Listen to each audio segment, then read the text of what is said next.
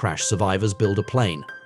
But just as they were about to take off in their plane, a group of hijackers suddenly appeared not far away.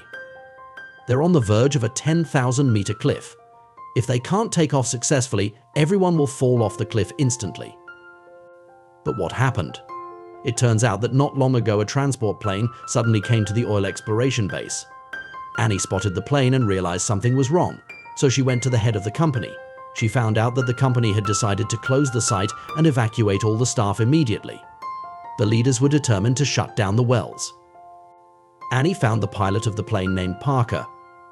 But in the face of this situation, Parker said he was only responsible for flying the plane.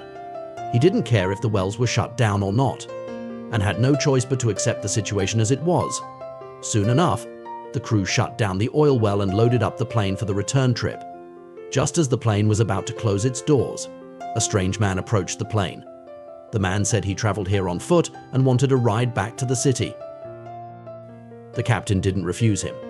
But what they didn't expect, not long after the plane took off, suddenly there was an unprecedented dust storm in front of them.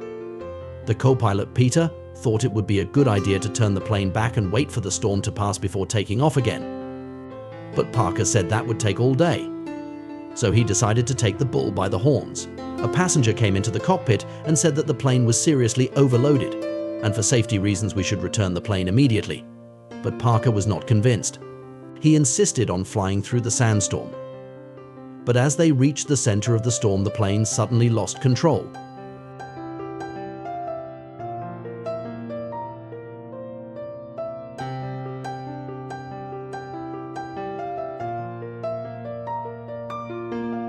Parker had no choice but to steer the plane down into the desert.